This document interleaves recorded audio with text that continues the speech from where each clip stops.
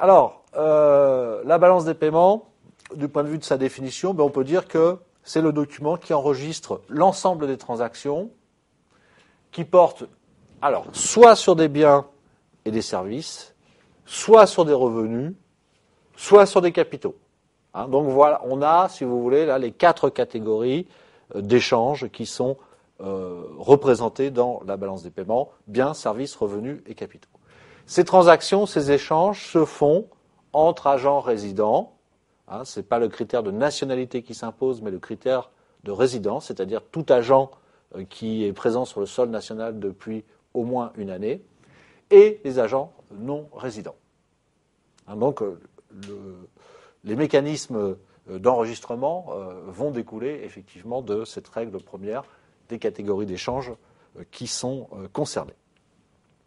Alors, les données, je vous ai dit que le document a été élaboré par la Banque de France dans notre pays, mais les données proviennent de différentes sources, notamment des banques et des douanes, notamment pour ce qui concerne le commerce de marchandises, puisque ce sont les statistiques douanières qui mesurent les exportations et les importations.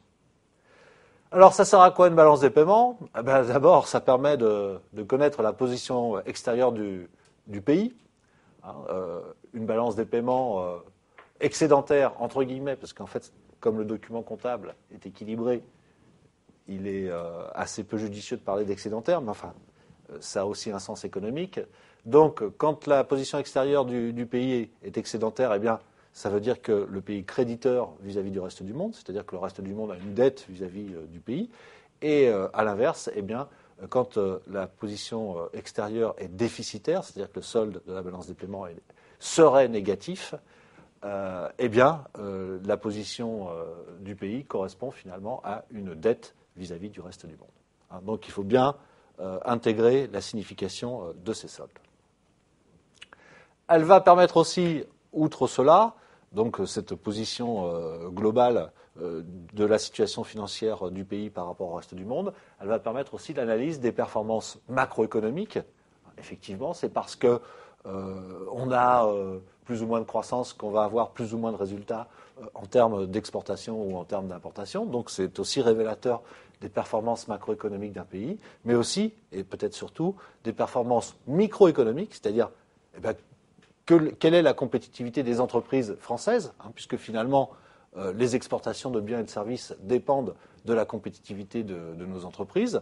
Donc, à travers les résultats de la balance des paiements et en particulier de la balance commerciale, eh bien, on va avoir des indicateurs de performance des entreprises, et notamment des grandes entreprises françaises, puisque ce sont elles qui participent le plus à l'effort d'exportation. Donc une signification microéconomique intéressante et surtout mésoéconomique, c'est-à-dire, vous savez, la méso, c'est entre la micro et la macro, et ça s'intéresse, par exemple, à un secteur d'activité. On va pouvoir dire, grâce à la balance des paiements, eh bien voilà, quelle est la situation du secteur automobile ou quelle est la situation de l'industrie agroalimentaire dans notre pays. Donc c'est aussi un bon indicateur de spécialisation d'un point de vue sectoriel. Alors les principes de construction de la balance des paiements sont relativement simples et relativement classiques en comptabilité, qu'elles soient publiques ou privées. Alors ça repose sur un certain nombre de conventions comptables. Les principes d'enregistrement des flux d'échange, eh bien, c'est une balance, c'est donc dans le sens vraiment comptable du terme, c'est une balance où les débits équilibrent les crédits. Donc, principe tout à fait classique de convention comptable. Alors, elle est présentée parfois, on donne les débits, les crédits et les soldes, donc d'une manière complète, si vous voulez. En gros, ça donnera pour les biens exportation, importation et solde de la balance commerciale, c'est-à-dire solde de l'ensemble des exportations moins l'ensemble des importations. Donc voilà. Crédit, débit et les soldes. Et puis des fois, on donne que les soldes directement, sans passer par les montants nets. Alors, les crédits, ça c'est un principe extrêmement important, il faut vraiment le comprendre. Quelle est la logique d'enregistrement des opérations ? Eh bien, les crédits représentent toujours les flux financiers entrants. Autrement dit, quand j'exporte une marchandise, je la vends à l'étranger, donc la marchandise sort du pays, mais je vais avoir une recette d'exportation. Et donc il y a bien une entrée financière du montant de ces exportations, et donc les exportations vont venir créditer ma balance des paiements, ma balance commerciale. Donc voilà le principe, c'est le principe d'entrée ou de sortie d'argent, c'est pas le principe d'entrée ou de sortie du bien ou de la chose qui va être échangée. Alors, à ce titre, je vais jusqu'au bout de la logique, qu'est-ce qui correspond finalement à des entrées d'argent, outre les exportations de biens, les exportations de services, les revenus perçus, les revenus qui ont été versés à l'étranger mais perçus par des agents économiques résidant sur le territoire, et les investissements directs étrangers entrants, c'est-à-dire les investissements directs faits par les entreprises étrangères sur le territoire national, que cela concerne la construction de nouveaux sites de production, ou que ça concerne l'acquisition de sociétés françaises, ou en tous les cas de sociétés résidant sur le territoire national. Ce sont les deux principales modalités de l'investissement direct à l'étranger. Les débits, au contraire, donc ce qui va correspondre à un signe négatif dans notre balance des paiements, eh bien, représentent à l'inverse tous les flux financiers sortants, c'est-à-dire les importations de biens et de services, les revenus versés par des agents résidents à l'étranger, les transferts unilatéraux, je vous parlerai, je vous donnerai un petit peu le détail de ces transferts unilatéraux tout à l'heure, et à l'inverse des IDE entrants, les IDE sortants, c'est-à-dire finalement eh bien, les sorties de capitaux qui correspondent à l'investissement des entreprises françaises à l'étranger. Alors, des comptes ont été créés en fonction de la nature des transactions. Donc la balance des paiements, si vous voulez, elle présente les transactions en fonction de leur nature. Alors regardez l'architecture de la balance des paiements.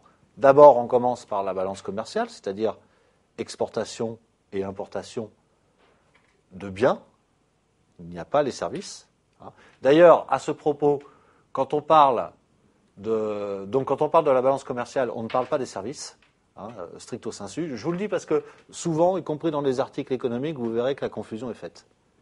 Mais normalement, parler de balance commerciale, c'est ne parler que des échanges réels matériels, donc que les biens. Et de la même manière, quand on parle de commerce extérieur, si on est rigoureux, le commerce extérieur ne désignerait aussi que les exportations et les importations de biens sans les services.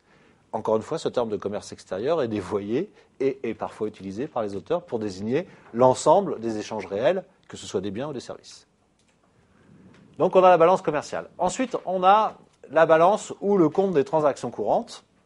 Alors, la balance ou le compte des transactions courantes intègre la balance commerciale, plus d'autres choses, on va voir, qui sont les échanges de services et de revenus, ce qu'on appelle les invisibles. Ensuite, on a le compte en capital. Je vous le mentionne parce que vous n'auriez pas manqué de me poser la question, mais précisément, c'est une ligne qui correspond vraiment à 3 fois rien, puisqu'il s'agit pour l'essentiel d'un compte qui a été créé pour annuler la dette des pays en développement qui ne pouvaient pas la rembourser.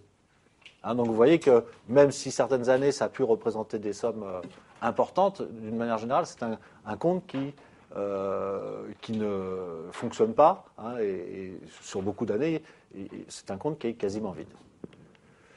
Par contre, ce qui est important, c'est le dernier compte de la balance des paiements, c'est le compte financier, qui va retracer l'ensemble des échanges de capitaux entre les agents résidents et non résidents. Alors, la balance des paiements, du point de vue de sa définition, on peut dire que c'est le document qui enregistre l'ensemble des transactions qui portent soit sur des biens et des services, soit sur des revenus, soit sur des capitaux. Donc voilà, on a, si vous voulez, là les 4 catégories d'échanges qui sont représentées dans la balance des paiements: biens, services, revenus et capitaux. Ces transactions, ces échanges se font entre agents résidents. Ce n'est pas le critère de nationalité qui s'impose, mais le critère de résidence, c'est-à-dire tout agent qui est présent sur le sol national depuis au moins une année, et les agents non résidents. Donc les mécanismes d'enregistrement vont découler effectivement de cette règle première des catégories d'échanges qui sont concernées. Alors, les données, je vous ai dit que le document a été élaboré par la Banque de France dans notre pays, mais les données proviennent de différentes sources, notamment des banques et des douanes, notamment pour ce qui concerne le commerce de marchandises, puisque ce sont les statistiques douanières qui mesurent les exportations et les importations. Alors, ça sert à quoi une balance des paiements ? D'abord, ça permet de connaître la position extérieure du pays. Une balance des paiements excédentaire, entre guillemets, parce qu'en fait, comme le document comptable est équilibré, il est assez peu judicieux de parler d'excédentaire, mais enfin, ça a aussi un sens économique. Donc, quand la position extérieure du pays est excédentaire, eh bien, ça veut dire que le pays est créditeur vis-à-vis du reste du monde, c'est-à-dire que le reste du monde a une dette vis-à-vis du pays.